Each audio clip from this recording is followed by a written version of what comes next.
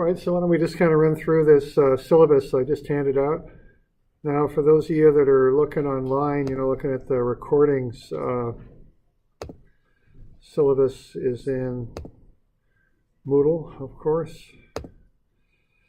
So, what we've got here for Moodle, we've got, so this I guess goes for y'all in class too. We've got a Moodle page for this, and got some announcements up top. Then I've got a homework due list there that kind of shows what's due and when. That'll also be posted in Moodle. Then I've got some downloads. So there's the syllabus for the winter right there if you're online and want to download that. So those are just the general kind of downloads that I've got. I've got the formula sheet and the syllabus, that sort of thing. And then I'll have some in-class notes downloads as we need them. So those are things that we're doing in class. And then I've got homework downloads. And then I also down below that will have some test review kind of downloads. So that's basically what I got in Moodle.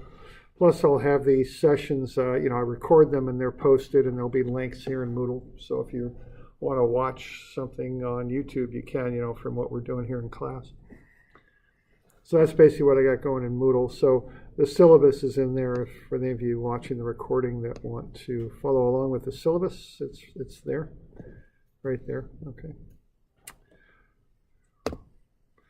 So what do we got here? View, full screen. Okay, so I'm David Kidd. My office is IA208, and there's my phone number and email. So, and office hours are Tuesday, Thursday, 10:30 to 12:30. Anytime that I could help you out, I'm happy to do it if I've got time. So, whatever might work. We're going to be here every day of the week from 1 to 2. Okay. We're going to cover what's called kinetics and then kinematics. So we're going to look at how things move and what makes them move, and also look at the nature of their motion, I guess, and look at acceleration in particular, as that's really the key thing in dynamics is acceleration. All right, so, and also on the syllabus itself, I've got the actual course outcomes listed too. I thought I had those in the PowerPoint, but maybe I don't. So let's see. I guess not. So you see the outcomes there. There's 4 of them, and which basically reflect this sentence right here. Okay, to be in here, you should have had statics and integral calculus. Okay, so ENGR 211 and Math 252. Should also, it's probably a good idea to have had physics. I mean, I've had people who've done this without physics, so that that's okay. But we do use a lot of the first term of physics in here. We expand on it a good deal, but we start with a lot of that material. Okay, now the course book in here that you use is a set of notes, and they're just called the dynamics notes. They have a picture of a rocket ship on the front, so if you got those from the bookstore, you can go ahead and open them up. That usually has that warning in there that you can't return them if they're opened, but you can go ahead and open them because we'll use them. Those are the notes that we use here in class. I'm seeing some of you haven't, some of you I don't know real well, so maybe you haven't taken a class to me yet, but I use course notes quite a lot, okay? So what these have in them in the first 30-some pages are the homework problems. And then the next pages are notes that we cover in class, all right? And so you want to be sure to be bringing that packet with you all the time, okay, every day to class, because we cover this stuff in class. It's hard to keep up without the notes because a lot of that stuff is pre-printed for you in the notes, so I don't give you a whole lot of time to be writing down everything that's in the notes by hand. I expect you to have that with you. So be sure that you get that note packet and that you bring it with you. Now, I do think that a textbook's a good idea for this class. So the notes are really what we use. They're self-contained. They have all the in-class notes. They have the homework. They have all that stuff. Still, they're not as thorough as a full textbook. I've always liked the Hibbeler textbook. I think it's of all of them, it's written in the way that I can most easily understand. Keep in mind that you can get any edition of the textbook that you'd like. It's not like it's required that you have, really, you're not even absolutely required to have one. And second, even if you were, it wouldn't be a specific edition. You can use any edition you want. So, keep that in mind. I do think that this kind of fundamental stuff, statics, dynamics, strengths, that you might take in the spring, you do want to have some sort of full textbook about it, because these are things that you might be using when you're working and all that. And the textbooks cover things much more thoroughly than the note packet. But the note packet is what's required and what you should bring to class with you. Okay, so keep that in mind. All right, I've got the grades there. I count the exams 85% and the homework 15%. I use two different methods to figure up your grade. So what I do is I take the method that works out best for you, and that's the one that I use, okay? So I've got one method here is I count each one of the midterms equally, which works out to be 85/3, which is 28.33%. And then the other method, I count the final more than the two midterms. Okay, so I run both methods on a spreadsheet, then do a little comparison to see which one comes out better, and that's the one that I'll use. And then I use a straight percentage to calculate your grade up, okay? So that's kind of the deal with that. Now, what I do for the grade, I drop the lowest weekly homework, plus I do this little comparison. And what that means is the Moodle spreadsheet can't do all that. It's not sophisticated enough to do this type of stuff. So I post your grades in Moodle, but keep in mind that the score, your course grade as shown in Moodle really is a meaningless number. I use this set of calculations to figure up your grade. I don't use it in Moodle. So what you see in Moodle are what your scores are. What you don't see in there is what your total class score is, okay? And I've got a little spreadsheet in there that you could use to calculate your class score if you ever really want to, okay? But just keep that in mind, okay?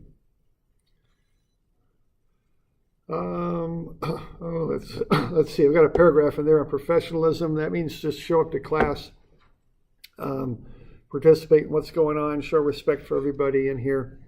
If you're going to be gone for any length of time, just let me know, and we can make adjustments and work things out so that we can accommodate that. But just be sure if you're out for any length of time, just to let me know. I've got the course schedule there. That's the order in which we'll work through stuff. I don't have an exact schedule for the midterms, but midterm 1 is usually late week 4. Midterm 2 is usually week 8, just so you know.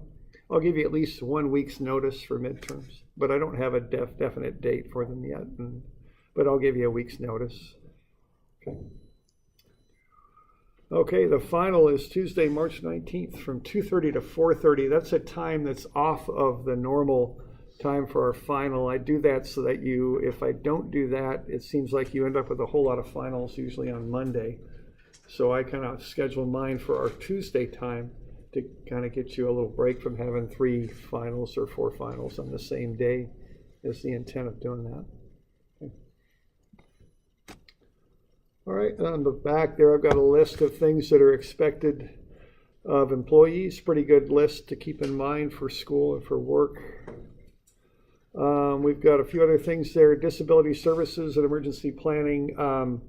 If you need any sort of accommodations, just let me know and we'll work them out. So, just communicate with me and we'll get that figured out. We've got an anti-discrimination statement that LBCC doesn't tolerate discrimination based on a whole long list of stuff there.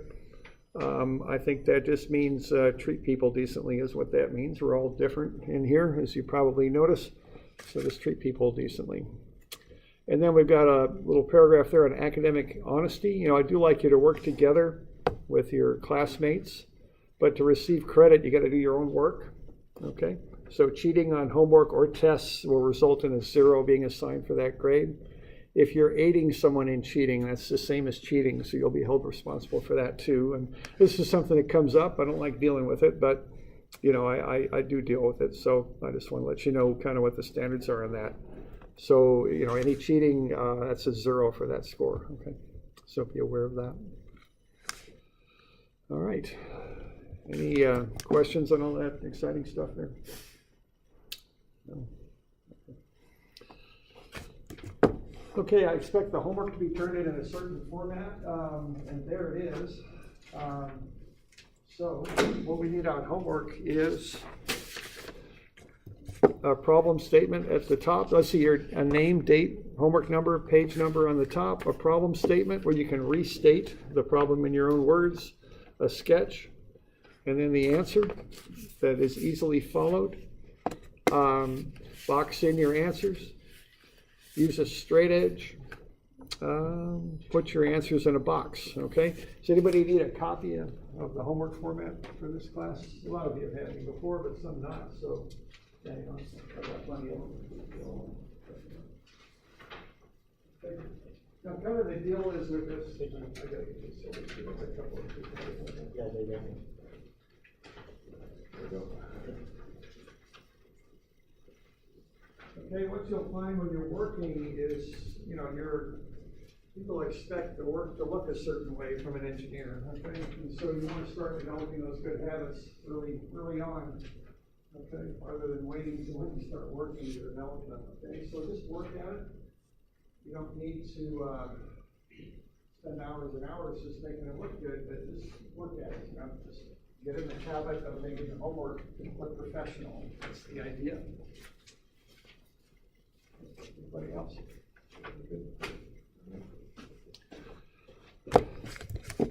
All right, so there's an example problem, name, date, problem number, page number on the top. Now notice that the problem statement has been paraphrased there, okay?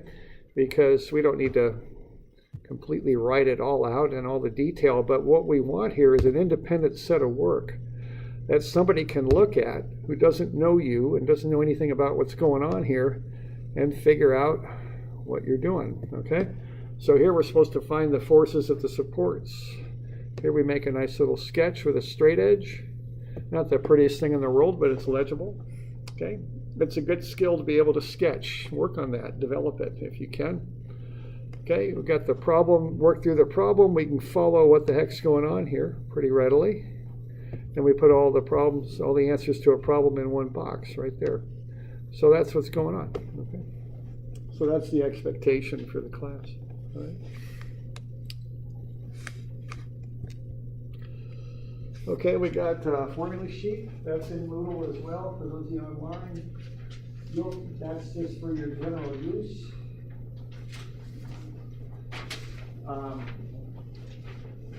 That's also the formula sheet that you'll get on a test too, okay? So you get a blank copy of that when you take a test. Okay. All right, just some words of advice here. This is actually this was a question, and this is from the OSU Barometer quite a few years ago. Actually, this fellow went to school with one of the instructors here. I thought it was kind of funny. And the question was, what have you learned this year at Oregon State University? And his response was, showing up for class is pretty important, which, I don't know, there's a certain amount of irony in that, I guess. It's good advice. Show up, okay? That's how we learn. Okay, here's another thing. This is Houston, we have a math problem. What this is was one of those cheap little Mars missions they were sending out a number of years ago. Got a little bit too cheap though, because the design crew was working in metric units and the operations crew thought they were in English units, and they ended up smashing the rover into Mars. I don't know. The one thing they did get out of this is something for teachers to harp on, I guess. That's what they spent their $125 million on.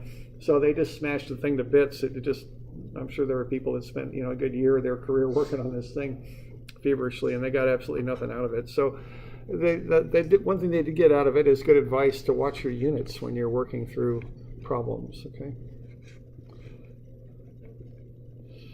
All right, and if you've taken a class from me, you've probably seen this one before, whether you like it or not. I guess this is a movie that my daughter liked a lot, and the lead there's Bailey's the one on the right, I think. No, Mac. That's right. Max on the right, and I can't remember the fellow's name on the left, but she's kind of the brains of the operation. He's more the impulsive one. And at one point she says to him, I can explain it to you, but I can't understand it for you, okay? So you can kind of relate that to what's going on in here. My job is to explain it, but your job is to understand it, okay? And the way you understand it is you work with it independently on your own and process it through your own mind, and that's how you learn things. You don't learn things by listening to me and writing it down. You learn it by doing it yourself, okay? And that's just how it is, man. You got to put the time in on this stuff and work at it. So I think that's good advice too, okay? All right, so, to succeed, it's, again, this is pretty straightforward. To succeed at engineering, okay, attend class, engage in the class, pay attention, think, ask questions. You're paying me pretty good money to be here, man. Get your money's worth. Ask me questions. It's fine. That's why I'm here, okay? Do your homework. Work at it yourself, okay? And that's something I notice. Sometimes I see a silly error that kind of goes viral amongst a dozen different people. What's going on there? Maybe one person do the homework and 11 people copied it. Is maybe that was going on? Okay, that's not good, man, because you don't learn that way. Okay, someone's got to pick that error up. It can't go through 12 people in a viral fashion. Okay, that means nobody's paying attention. Okay, so do your homework yourself. Okay, study all the time. Keep up with it. Every night, just look it over. It keeps it fresh in your mind. Find a good study group to work with. And these are not, this is kind of how it is, man. This is how you learn. Okay, so keep that stuff in mind. Okay, there we go. Okay, so that's just a little bit of advice. Now let's see. Why don't we kind of start in on a little bit of dynamics here?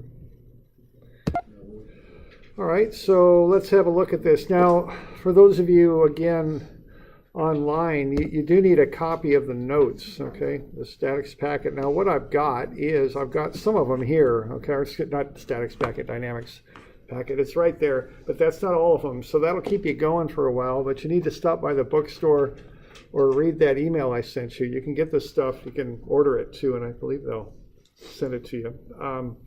Okay, but there's the notes right there.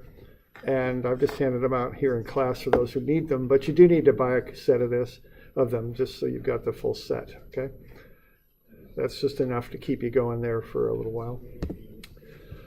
All right, let's have a look at this next stuff here. So let's look at just some basic dynamics, just some of the things we start off with here.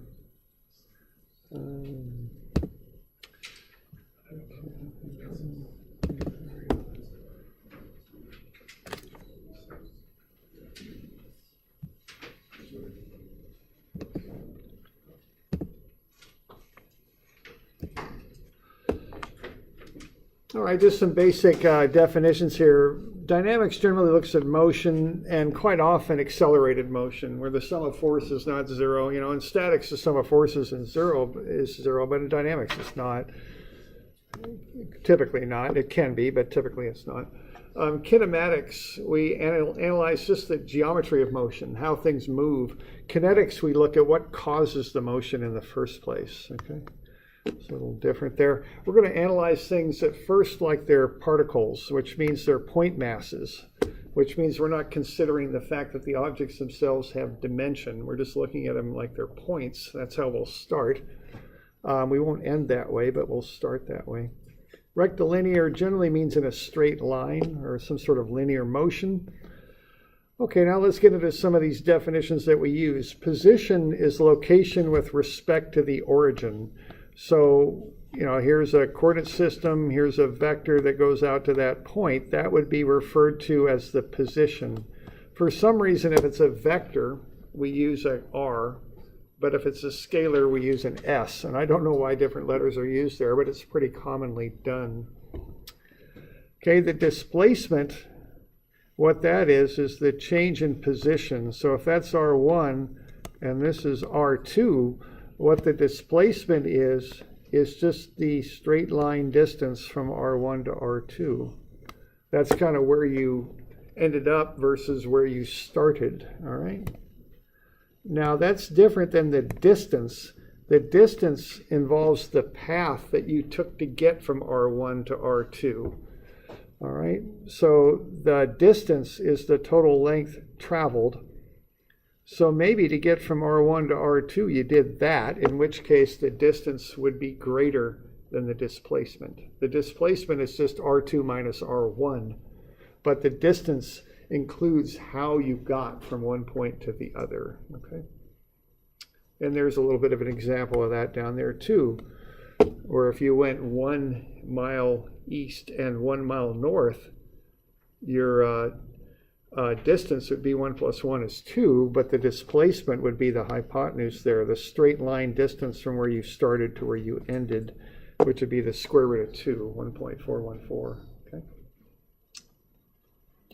Now we're going to kind of work through, we have standard variables we use. T is time, R and S are displacement, V is velocity, and A is acceleration. Those are standard variables that we use to specify those things.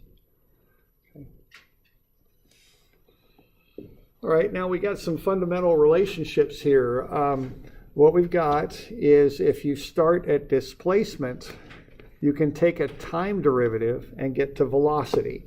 So if you take a time derivative of displacement, R, what you get is the velocity, the change in displacement with respect to time. If you take a second time derivative, you get to acceleration. So I kind of think of kind of a series of steps. Start with R, take one time derivative, you get velocity. Take a second time derivative, you get acceleration. Now, we do a lot of time derivatives here, and whoever wrote these books gets a little lazy, so what they do, instead of putting in the over dt thing, they just put a dot on top, and that means a time derivative. Not any old derivative, but always a time derivative. So sometimes I might talk about r dot in the case of a vector, or s dot in case of a scalar, okay? That's just a time derivative is what it is. So we could say that v is r dot. We could say that a is dv dt, which is v dot, which is also the second derivative of position with respect to time. Okay. And let's see, we can also talk about averages. So average velocity is just delta r over delta t. Average acceleration is delta v over delta t. Okay. So the calculus dv dt is a instantaneous value, whereas the delta v over delta t is an average value. Okay.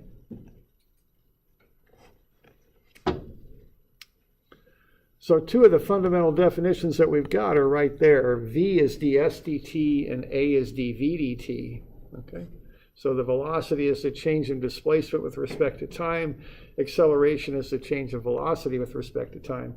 We can do a little bit of kind of mathematics here to kind of get a third relationship that we can use. We can solve both of these for the change in time. So the change in time is ds over v, the change in displacement divided by the velocity. The change in time is also dv over a, the change in velocity divided by acceleration. So we can equate these two things together, is what we can do. And we can get ds over v is dv over a. If we cross multiply that, we get ads is v dv, which is a third relationship we can use. So a is the acceleration times the change in displacement ds is v the velocity times the change in velocity dv. Okay. So those are the three main relationships that we use in the three calculus relationships. If you look at that formula sheet, you'll see them right on the top left. Okay? They're commonly used.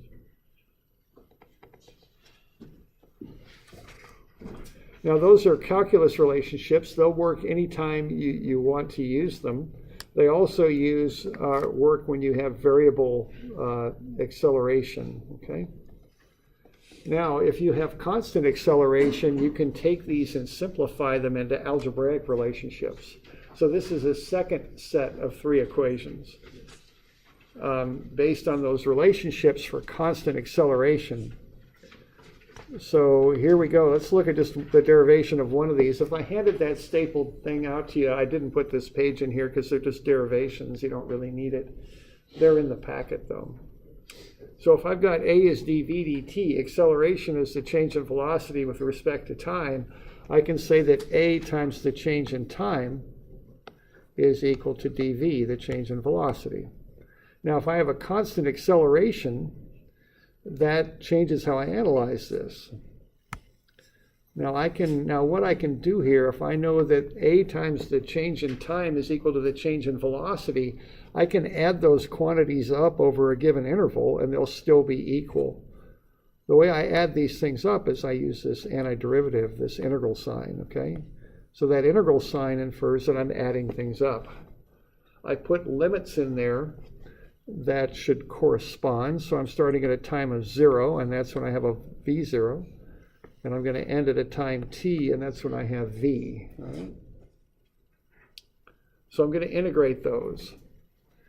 Now, if I have constant acceleration, the integral of a dt is just at. And then the integral of dv is v. And if I evaluate that from 0 to t, I get act. And if I evaluate v from v0 to v, I get v minus v0. When I rearrange that, I get v is v0 plus a sub ct. Okay.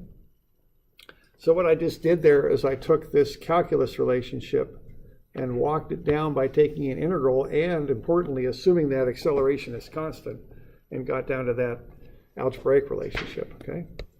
And I can do that for each of these three relationships. Start at a calculus relationship, work it down to an algebraic relationship. So I've got those three algebraic equations on your formula sheet too. Keep in mind that they're based on the fact that acceleration is constant. Okay, that has to be that way to use the algebraic equations.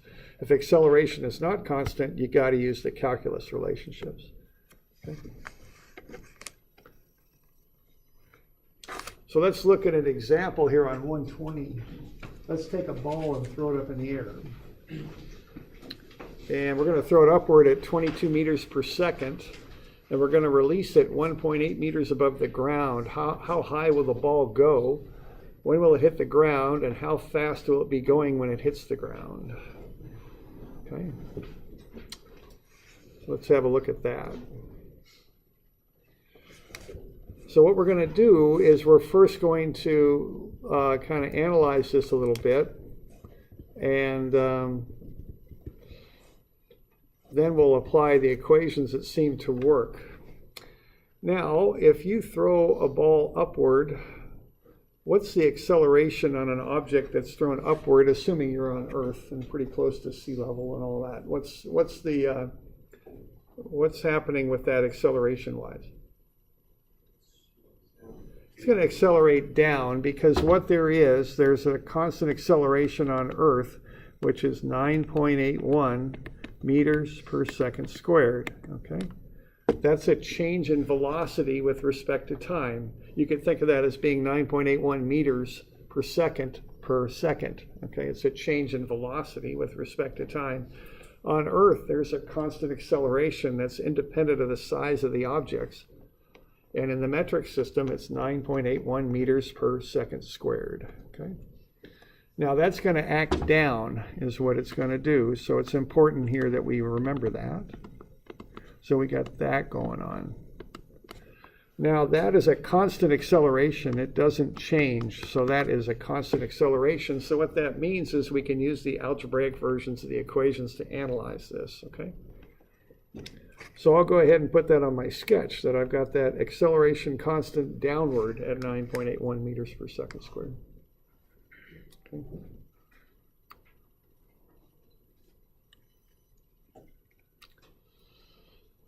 All right, so we've got that going on.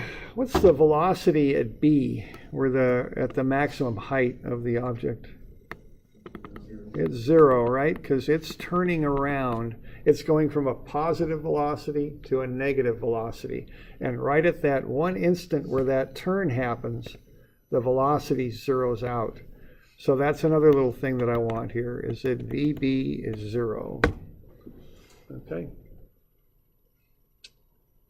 So those are two little pieces of information that I want to use. Okay. Now what I want to do next is have a look at the equations that are available to me.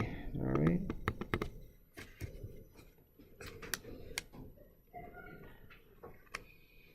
So I've got three equations, and if I want to know how high will the ball go, I got to figure out which one to use. Now what I want to be thinking about is what information I've got and what I want to find. Okay, those are the things that I want to work with. So what do I have there? I've got V0, don't I? I've got the final velocity at the top. I've got the constant acceleration, which is down at 9.81 meters per second squared. And what I want to find is the total height that the ball will rise to. I've got the initial height. So which equation should I use to get, given the information I've got, to get to what I need? Which equation would serve me the best to get me the quickest solution? I want to know how high the ball goes. It might be better to ask this in a negative sense. What don't I have about that? A long time. Yeah, I don't have time.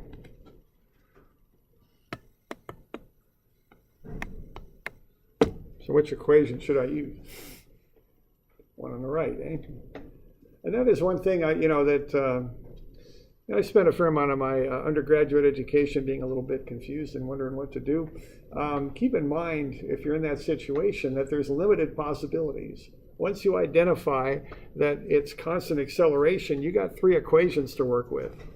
And once you identify that you don't have the time, there's one equation left, okay? So keep that in mind. There's finite possibilities when you're analyzing engineering things. There's only so many different ways we analyze stuff. So we can just back into the fact that there's the equation to use, okay? So what you want to do then is plug into that thing. Now the important thing to do when you're plugging into these equations is, one, have a look at a sketch and identify what your initial and final values are, and also watch your signs very carefully too, okay? So if I'm going to run that equation there, I know that my final velocity is 0. I know that my initial velocity is 22. And I know that I've got a constant acceleration not of 9.81, but negative 9.81 because it acts down. And that my initial position is 1.8, and I want to find my final position. That's kind of the information that I've got there, okay? So it's just a matter of using that last equation and just plugging it in.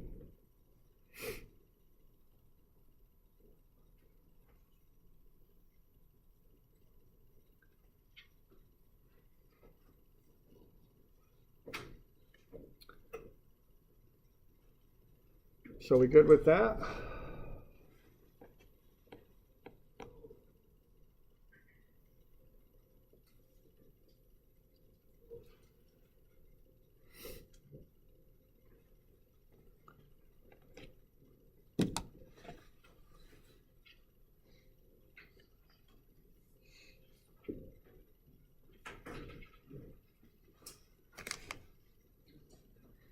Doing all right?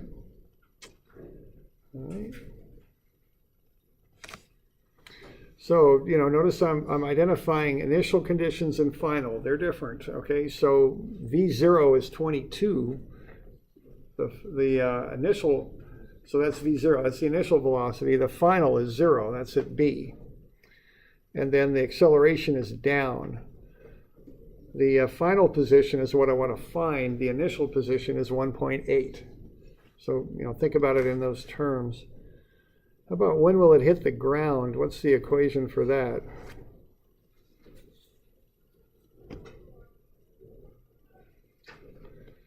So I'm seeing the word when. That infers time, doesn't it? So I need one of the equations that deals with time. So which one are we going to use?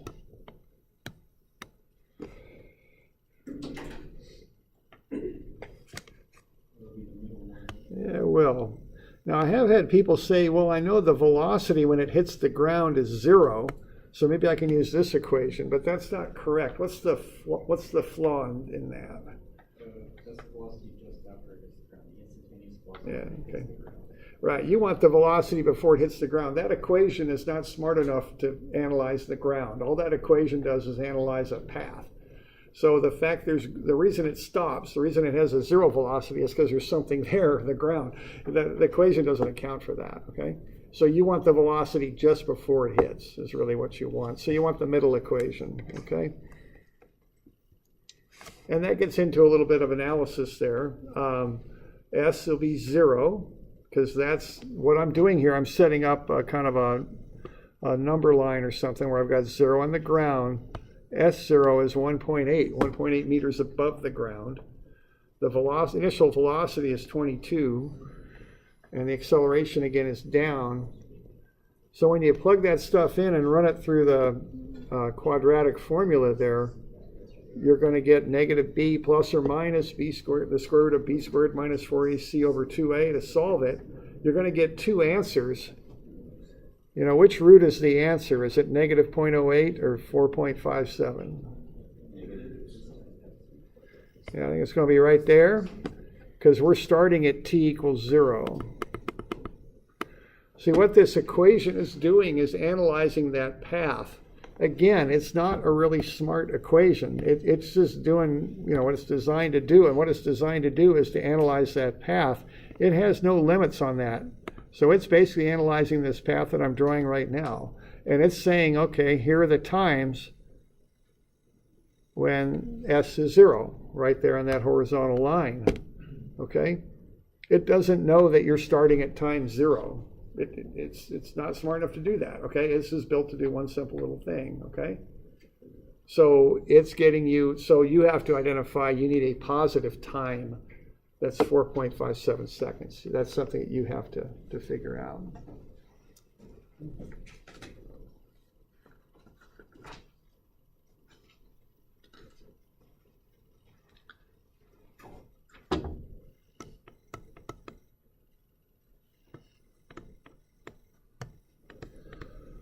All right, I'll get you one problem to do for Wednesday, just so you guys will start on this stuff. 111. Now, it's in that stapled handout that I gave you. Now, if you got the packet, it's on page 2A. So for a lot of the homework problems, I give you write-ups on them. You can just fill out the write-ups and turn them in. If you have the stapled handout, you don't have that 2A in there, but if you've got the packet, you do. Yeah, question? Do you want us to do our homework on engineering paper? I don't really care what kind of paper you do it on. You know, it's up to you. I wouldn't follow the format. Now, that is if I don't give you a write-up page. Half of them or more, I give you a page to write them up on. If I don't, just any paper you want and follow the format that I gave you. Okay. All right.